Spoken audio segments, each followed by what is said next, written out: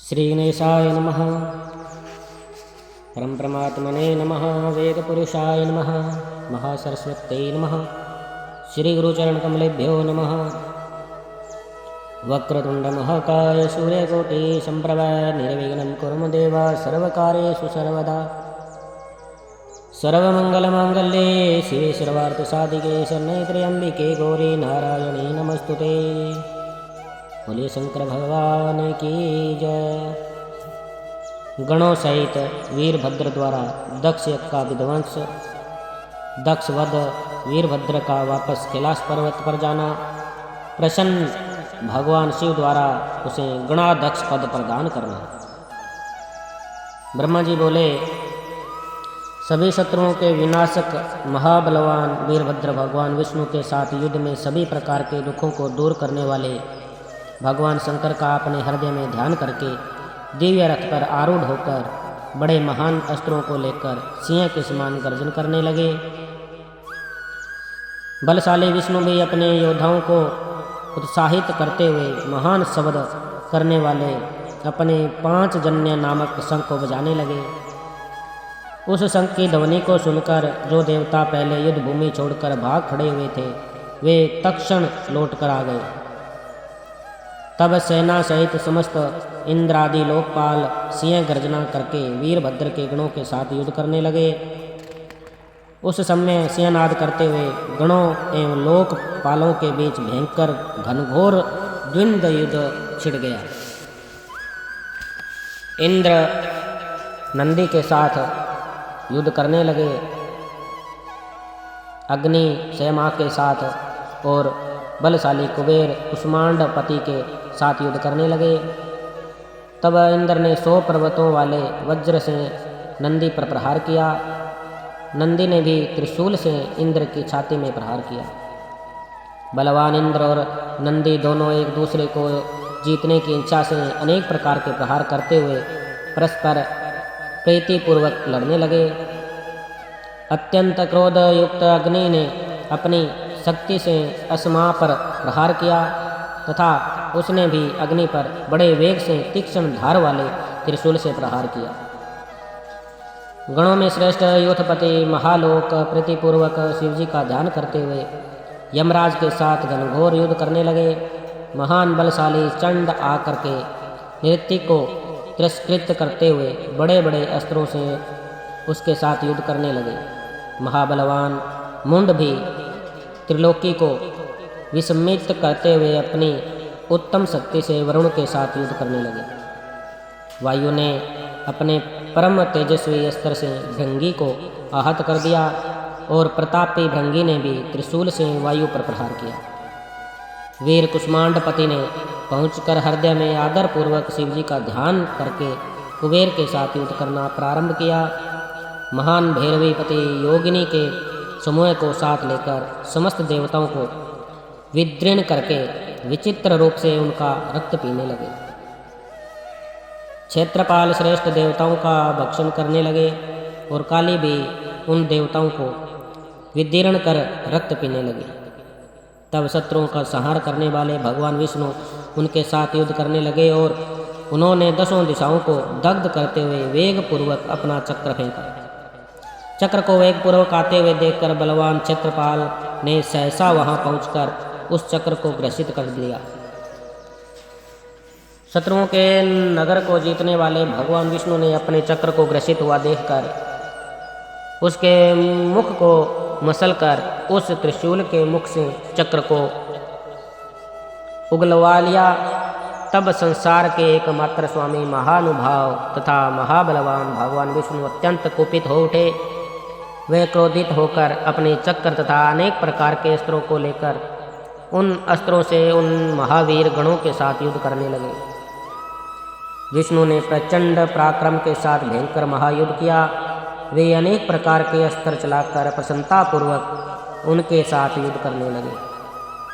वे भैरवादी गण भी अत्यधिक क्रोध में भरकर महान ओज से अनेक प्रकार के अस्त्रों को छोड़ते हुए उनके साथ युद्ध करने लगे।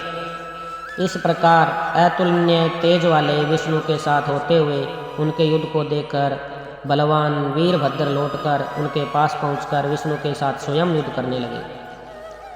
उसके बाद महातेजस्वी माधव भगवान विष्णु अपने चक्र को लेकर कुपित हो उन वीरभद्र के साथ युद्ध करने लगे। हे मुने, उस समय अनेक प्रकार के अस्त्र धारण करने वाले महावीर वीरभद्र तथा सागरपति विष्णु, उन दोनों का रोमांचकारी घनघोर युद्ध होने लगा। विष्णु के योग बल से उनके शरीर से शंख चक्र और गदा हाथों में धारण किए हुए असंख्य वीरगण प्रकट हो गए।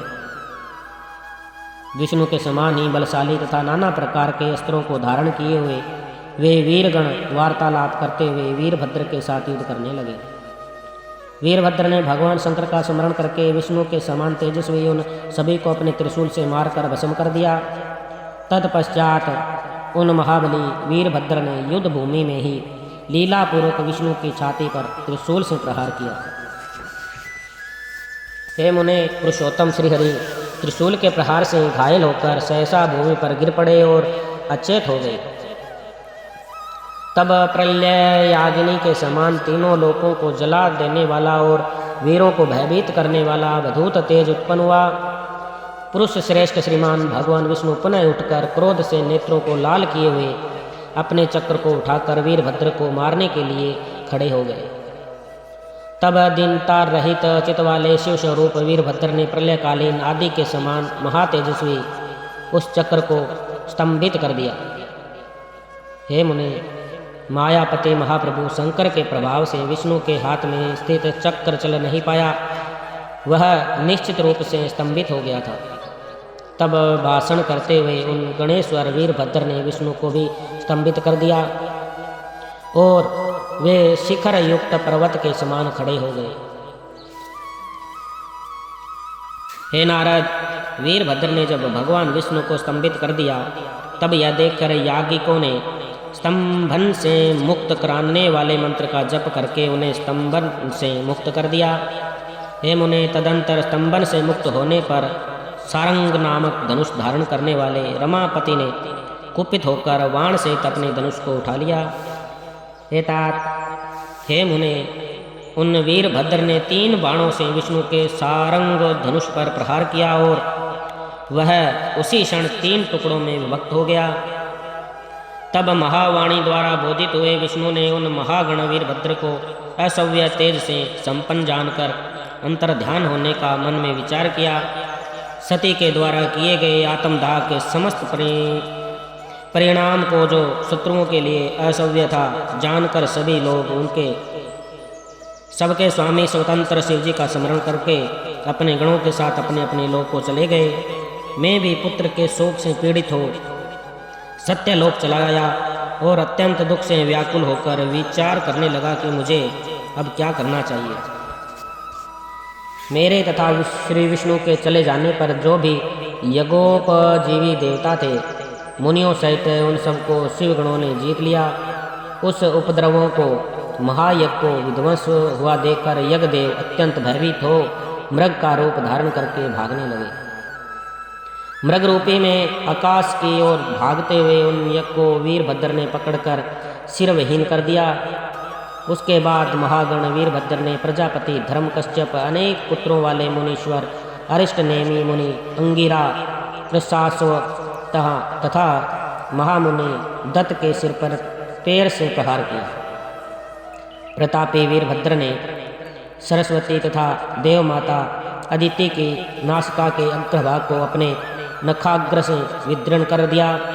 तत्पश्चात क्रोध के कारण चढ़ी हुई आंखों वाले उन वीरभद्र ने अन्याय देवताओं को भी विदृढ़ कर उन्हें पृथ्वी पर गिरा दिया।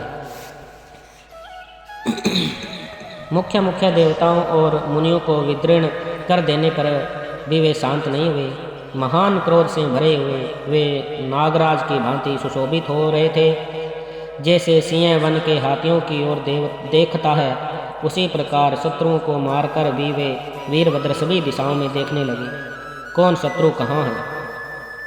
उसी समय प्रतापी मणिभद्र ने डंगू को पटक दिया और उनकी छाती पर पैर से प्रहार करके उनकी दाढ़ी नोच ली।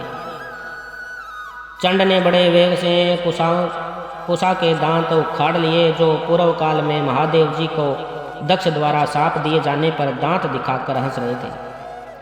नंदी ने भंग को रोषपूर्वक पृथ्वी पर गिरा दिया और उनकी दोनों आंखें निकाली। उन्हें शिव को श्राप देते हुए दक्ष की ओर नेत्र से संकेत किया था। गणेश्वरों ने स्वधा स्वाहा दक्षिणा मंत्र तंत्र तथा अन्य जो भी वहां उपस्थित थे सबको तहस नहस कर दिया। उन गणों ने क्रोधित होकर वितान अग्नि में विष्ठा की वर्षा कर दी। इस प्रकार वीर गणों ने यज्ञ की ऐसी दुर्गति कर दी जिसका वर्णन नहीं किया जा सकता। ब्रह्मापुत्र दक्ष उनके भय के मारे अनंतर वेदी के भीतर छिप गए। वीरभद्र पता लगाकर बलपूर्वक उन्हें खींच लाए। उनका गाल पकड़कर उन्होंने उनके मस्तक पर तलवार से आघात किया, परंतु योग के प्रभाव से उनका सिर फटा नहीं, अभेद ही रह गया। तब उनके सिर को अस्त्र शस्त्रों से अभेद समझकर उन्होंने पैरों से दक्ष की छाती को दबाकर हाथ से सिर को तोड़ दिया। तदंतर गणों में श्रेष्ठ वीरभद्र ने उन शिवद्रोही दुष्ट दक्ष के उस सिर को अग्निकुंड में डाल दिया। उस समय वीरभद्र अपने हाथों में त्रिशूल घुमाते हुए इस प्रकार शोभित हो रहे थे मानो युद्ध भूमि में स्वरतंगाग्नि सबको जलाकर क्रोध में भरी हुई पर्वत के समान स्थित हो। जिस प्रकार प्रज्वलित अग्नि पतंगों को जला डालती है, उसी प्रकार वीरभद्र ने क्रोधित होकर बिना परिश्रम किए ही इन सबको मारकर अग्नि में जला डाला। तत्पश्चात दक्ष आदि को जलाकर वीरों की शोभा से युक्त त्रिलोकी को गुंजित करते हुए वीरभद्र ने भयानक अट्टहास किया। तदंतर वहाँ गणों सहित वीरभद्र के ऊपर नंदवन की दिव्य पुष्पवृष्टि होने लगी। शीतल सुगंधी तथा सुखदायक हवाएं धीरे धीरे बहने लगी और उसी के साथ देवताओं की दुरुम्बियाँ बजने लगी। तदंतर घोर अंधकार का नाश करने वाले सूर्य की भांति वे वीरभद्र दक्ष और उनके यज्ञ का विनाश करके कृत्य कार्य को तुरंत कैलाश पर्वत पर चले गए। कार्य को पूर्ण किए हुए वीरभद्र को देखकर परमेश्वर शिव जी मन ही मन प्रसन्न हुए और उन्होंने वीरभद्र को गणों का अध्यक्ष बना दिया। बोलिए शंकर भगवान की जय।